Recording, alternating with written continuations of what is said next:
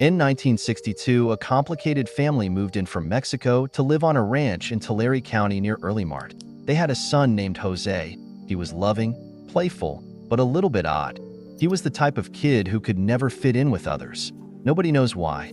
But by the time Jose grew up to be 16 years old in 1978, which was also the year of his villain arc, his sister Cecilia was raped and murdered.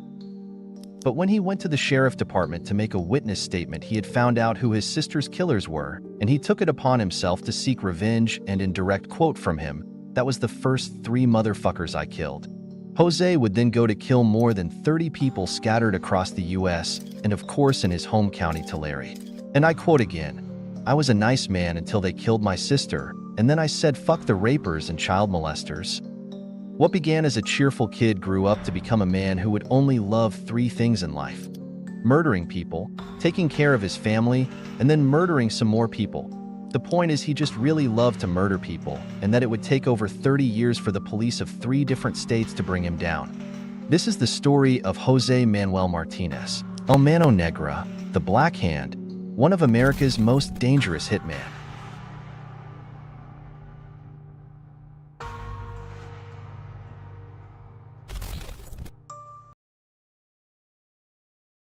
Before I ever met him, I talked to a lot of police officers, homicide detectives, murder detectives who had dealt with him. And they all said the same thing, which is when you meet him, he is the most charming person you will ever meet. This is Jessica Garrison, a journalist and an author from BuzzFeed. She met with Jose in 2017 in prison to interview for BuzzFeed News investigation and gather the information we used to form our script. The perspective of his family was that he was the person in the family who always took care of them. If you were in the hospital, he was the person that would come visit you. If the hospital wouldn't let you in, he was the person that would find a way to hoist children up to the window so they could wave at you. I think he was not a person who anyone who just first met him ever suspected of being a multiple murderer. So how does such a nice, loving man turn into one of America's deadliest hitmen?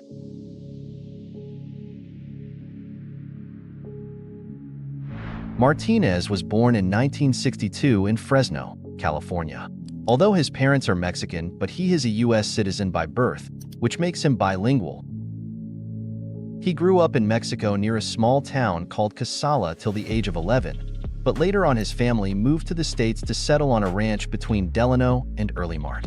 At the time, Tulare was one of the poorest counties in California, which would cause it to have a very underdeveloped police system and make it a safe haven for drug dealers and numerous criminals who want to escape the law enforcement of bigger cities. Martinez's stepfather, Pedro Fernandez, helped organize labor crews for the wine industry, and under the radar, he was a drug dealer mainly in the heroin sector.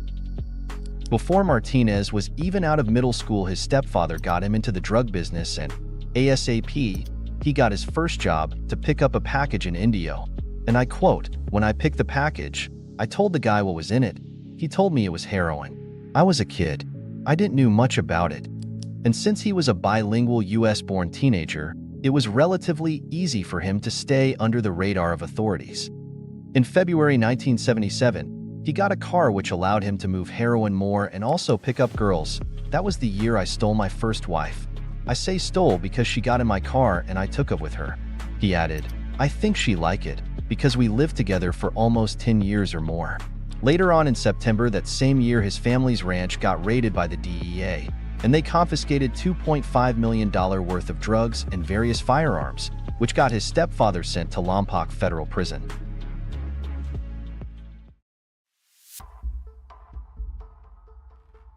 Then in 1978, his sister Cecilia got murdered. She followed a guy down a beach, and the next day she was found dead.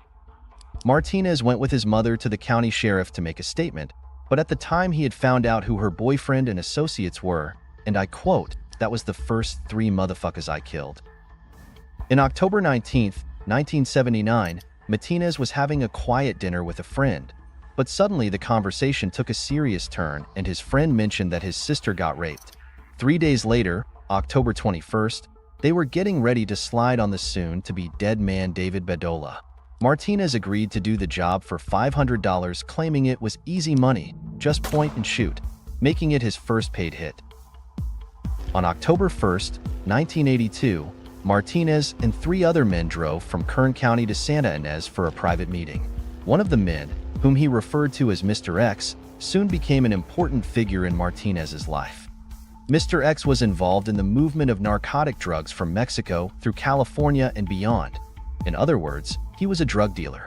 Mr. X gave Martinez $250,000 and a pager, but Martinez said, and I quote, "I really don't want the money.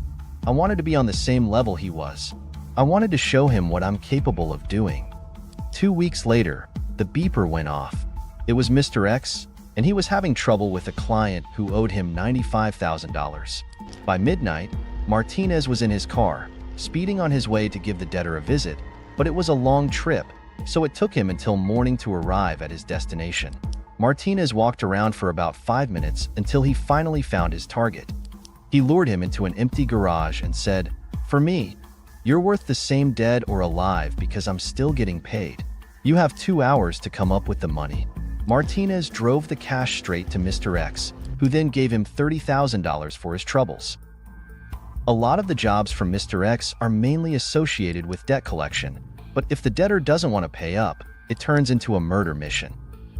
A lot of it is sold on spec. I give you the drugs, you sell the drugs, you give some of the money back to me, right? But if you take the drugs and you don't give the money back to me, we have a problem. Then Jose Martinez would go and collect that money. Later in November 2006, Javier Huerta, a masonry contractor also in the cocaine business, stole 10 kilos of cocaine from another distributor. Not long after, Martinez was called to collect the debt. He flew into town and discovered his target was 20 years old and said, "Damn, this punk stole 10 kilos?" Martinez watched Huerta for 3 days, during which he learned of Huerta's profession. He posed as a homeowner in need of masonry work, and when Huerta showed up to bid on the job, Martinez kidnapped him and forced him to hand over $200,000 in cash, $150,000 of which had been buried in his backyard. After collecting the money, he shot Huerta 4 times and did the same to one of Huerta's co-workers. He then wrapped their wrists with zip ties and dumped their bodies to rot in a Nissan truck parked on a swampy stretch of road at the edge of the Ocala National Forest. After the hit, Martinez flew to his daughter's house in Alabama, where his granddaughter was celebrating her birthday. He decided to take her to Toys R Us and told her to get everything she could lay her hands on. "You don't want to know how much I spent in the Toys R Us store," Martinez recalled proudly. Meanwhile, back in Florida, investigators found Huerta's truck with a can of Mountain Dew in the center console. They saw a cigarette but lying inside. Possibly Martinez wanted to take a quick puff after emptying a full clip on 2 bodies.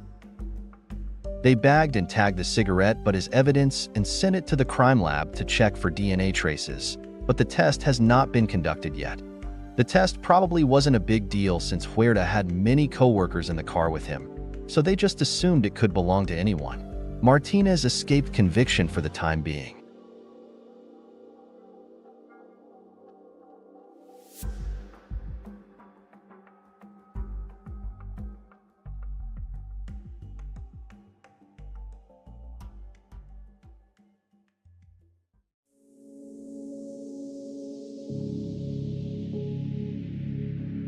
As investigators struggle to connect the dots, Martinez continues to live his life, all while hiding in plain sight.